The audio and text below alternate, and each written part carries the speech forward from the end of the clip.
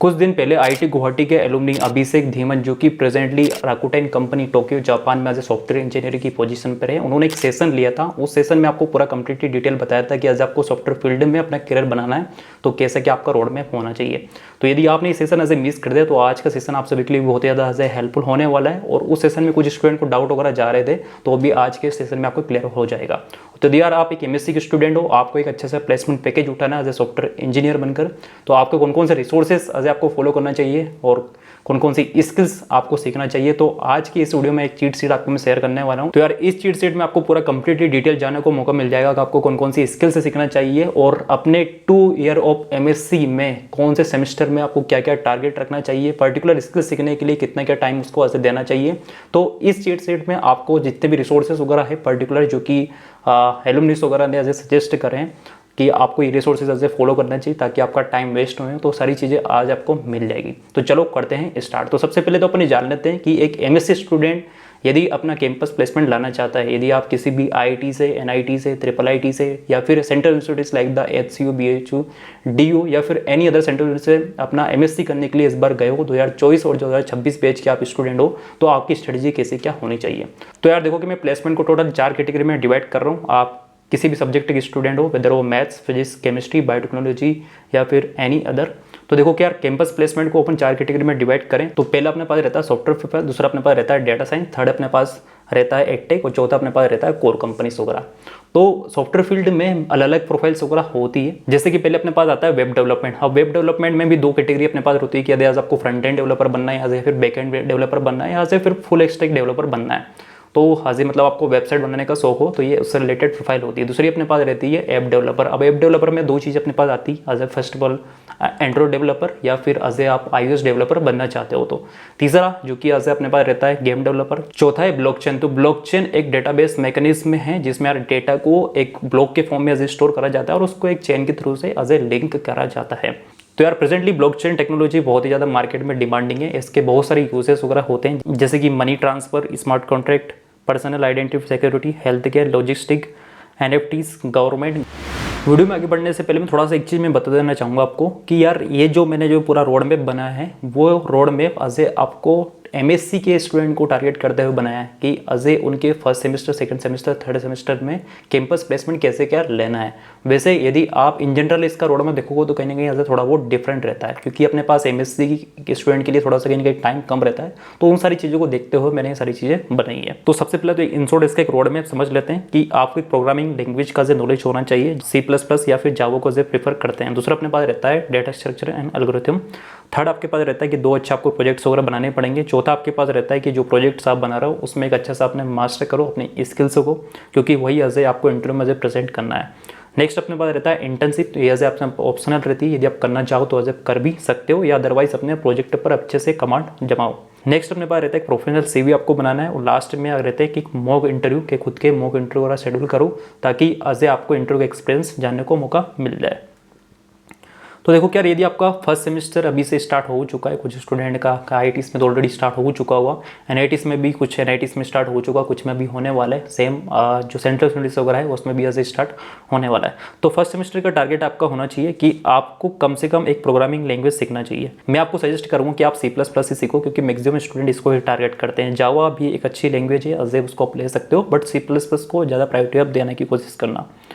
And object oriented programming पे आपको ज़्यादा फोकस करना है क्योंकि जब आप इंटरव्यू में जाओगे तो इंटरव्यू में यहाँ से ही क्वेश्चन वगैरह ज़्यादातर पूछे जाते हैं। अब इसका जो टाइम लिमिट है आप 45 से 60 दिन, मतलब कि आपने जो फर्स्ट सेमेस्टर के स्टडिंग के 1.5 से 2 महीने, यदि मैं कहूँ कि मिड सेम से पहले पहले आपकी इसके ऊपर अच्छे से कमांड होने जानी चाहिए। आपको यदि आपको सॉफ्टवेयर फील्ड में टारगेट करना है तो आप इसी पर्टिकुलर चीज़ पर भी फोकस करो, ठीक है। और कुछ रिसोर्सेज मैंने ऐड कर दिए। यदि आपको यूट्यूब चैनल से पढ़ना है तो हिंदी के लिए कुछ बेस्ट रिसोर्सेज ये है। यदि आप C++ जा रहे हो तो पहले आप C लैंग्वेज का थोड़ा बहुत सीख लो, उसके बाद ज़्यादा तो कोई डिफरेंस है नहीं, बस उनके जो कोडिंग भी लगभग जो उनका कोड रहेगा वो भी कहीं ना कहीं एज ए सेम ही होने वाला है। वैसे मैंने जावा के लिए भी एज ए ऐड कर दिया है। सेम आइडिया आपको इंग्लिश में पूरा लेक्चर देखना है तो उसके भी मैंने कुछ best resources as a add कर दिए। कुछ बेस्ट वेबसाइट है जहाँ से अपना ब्लॉग्स वगैरह पढ़ सकते हो, GFG and the Java T point. GFG and Java T point 2 best website है जो कि यार आपको अदर जितने भी चीज़ें आपको देखनी हो, समझनी हो, सीखनी हो, सब कुछ आपको यहाँ से मिल जाएंगे। दूसरा आपको टारगेट रखना है फिर आपके डेटा स्ट्रक्चर एल्गोरिथम का। अब यहाँ पर ये बहुत ज़्यादा इंपॉर्टेंट पार्ट है आप सभी के लिए। यदि आपको कैंपस प्लेसमेंट लेना है तो देखो, कैंपस प्लेसमेंट में जब कंपनी प्लेसमेंट के लिए आती है तो सबसे पहले होता है कोडिंग राउंड। तो कोडिंग राउंड में कुछ कंपनीज 2 कोडिंग क्वेश्चन देती है, या फिर 3 देती है, या फिर 4 देती है। तो वो पहला आपका निकलना बहुत ज़्यादा कंपलसरी होता है, उसके बाद जैसे आपके इंटरव्यू वगैरह होते हैं। तो उसके लिए आपको अपना डीएसए डेटा स्ट्रक्चर पर बहुत अच्छे से कमांड करनी पड़ेगी। तो डीएसए की प्रैक्टिस आप शुरू कर देना जैसे ही आपका C++ बेसिक कंप्लीट हो जाए। तो कुछ वेबसाइट्स वगैरह जैसे कि आपका हैकररैंक, GFG, LeetCode, कोडसेप, कोडफोर्सेस, मैं सजेस्ट करूँगा कि आप हैकररैंक या फिर GFG से स्टार्ट करो, क्योंकि आपको यहाँ पर इजी क्वेश्चन वगैरह मिलेंगे। बाकी प्लेटफॉर्म पर थोड़ा सा लेट जाना जब आपकी इस पे अच्छे से कमेंट हो जाए। तो फर्स्ट सेमेस्टर में आपको अप टू द GFG और हैकररैंक को एज ए एक्सप्लोर करना है। कुछ बेस्ट में यूट्यूब चैनल भी मैंने एज ए मैंसन कर दी है, और बहुत इन हिंदी एंड इंग्लिश। तो लव बब्बर का बेस्ट यूट्यूब चैनल है, आप जाके आप सर्च कर सकते हो। उन्होंने पूरा एज ए प्लेलिस्ट डाल रखी है। Code army, take you forward and Aditya Verma का यार एक डीपी का उन्होंने लगभग 40 से 50 वीडियोस कुछ डाल रखे हैं अप्रोक्सीमेटली। तो बहुत ही ज़्यादा एज आपके लिए हेल्पफुल रहेंगे। उन्होंने पेन पेपर पर पूरा पढ़ाया है, तो जाके स्टडी में पहली बार कन्फ्यूज मत होना कि यार ये तो पेन पेपर पर पढ़ा रहे हैं, हेल्पफुल नहीं होगा, ठीक है। पर बहुत ज़्यादा आपके लिए हेल्पफुल होगा, मैक्सिमम लोग उसको ही प्रेफर करते हैं। सेम आपके लिए मैंने इंग्लिश में भी ऐसे डाल दिया। अब जब आपका फर्स्ट सेम कंप्लीट हो जाएगा तो आपका रहेगा 1 मंथ का गैप। तो इसमें आपको अपने जो डीएसए रहने वाला है उसके बाद आपको कंटिन्यूस प्रैक्टिस करनी है। बाकी फ्री टाइम में अजय आपको थोड़ा सा अब ये सीखना है कि अजय आपको जो मेन जो प्रोजेक्ट्स बनाने हैं कि उसके लिए आपका प्रोजेक्ट टारगेट क्या होना चाहिए, आपको कौन सा प्रोजेक्ट बनाना है। तो इसके लिए जस्ट आपको इस ड्यूरेशन में आपको डिफरेंट स्किल्स को अजय एक्सप्लोर करना है। जस्ट आपको सीखना स्टार्ट करना नहीं है, जस्ट आपको एक्सप्लोर करना है, ताकि आप चीज़ समझ पाओ कि यार कौन कौन सी फील्ड वगैरह है और कौन फील्ड में क्या क्या चीज़ें होती है, और आपके लिए कौन सी फील्ड सूटेबल रहेगी, मतलब आपके लिए कौन सी ईजी रहेगी, या फिर आपका किस फील्ड में ज़्यादा इंटरेस्ट है।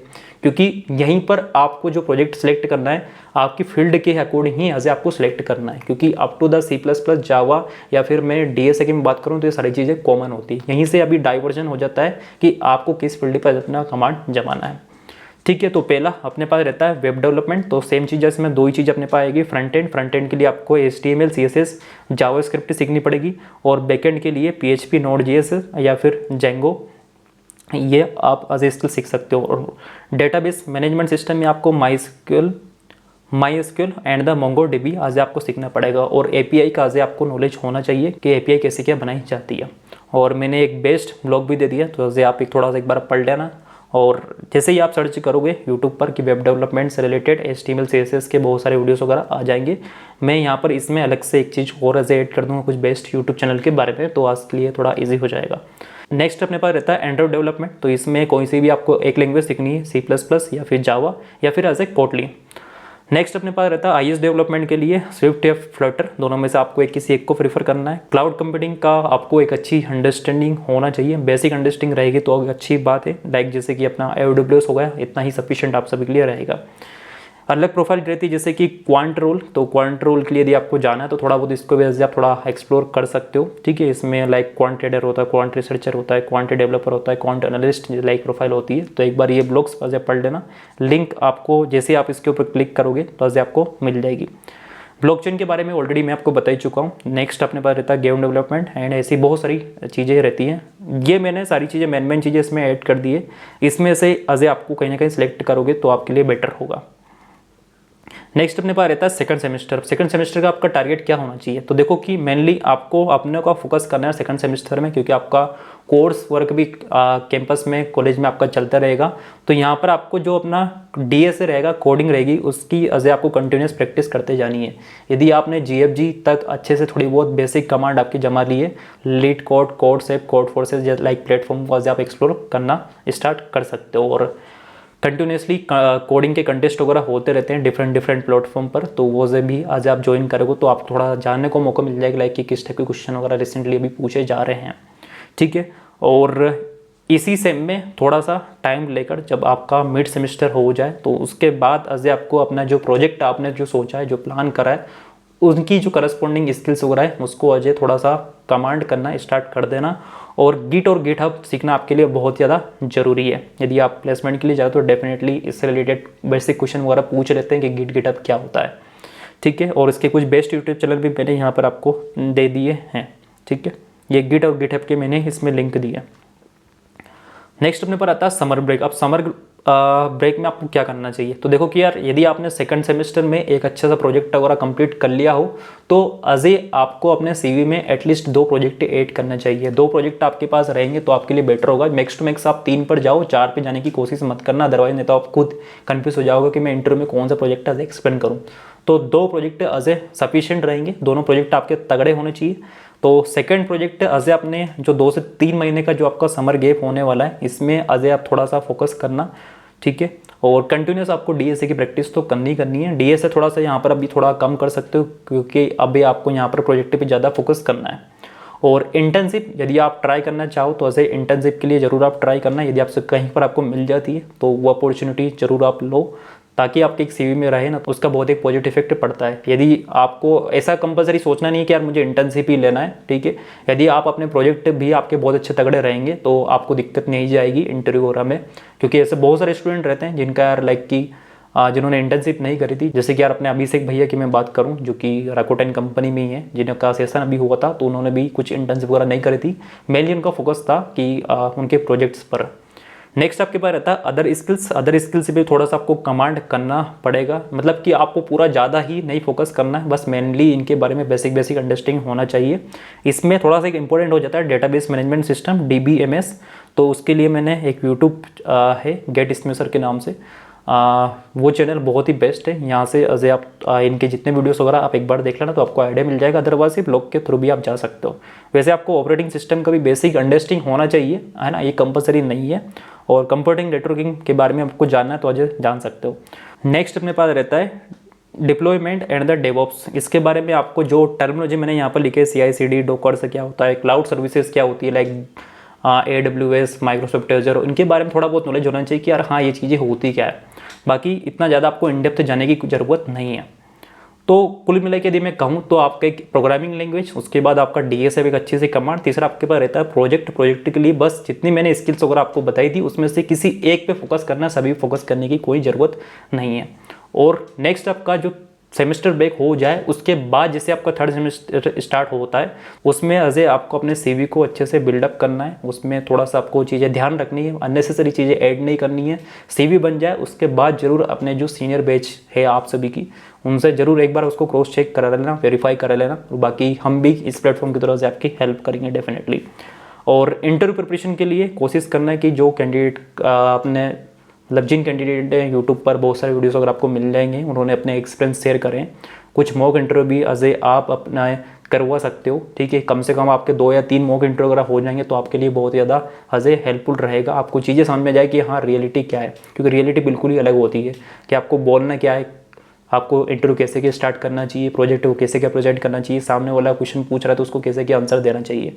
तो मैं आपको सजेस्ट करूंगा कि जो कुछ आपकी यदि कनेक्शन में कोई सीनियर्स वगैरह हो जो कि प्रेजेंटली किसी कंपनीज में वर्क कर रहे हैं, उनके साथ अजय अपना कम से कम 1-2 मॉक इंटरव्यू वगैरह कराओगे तो आप सभी के लिए बेटर होगा।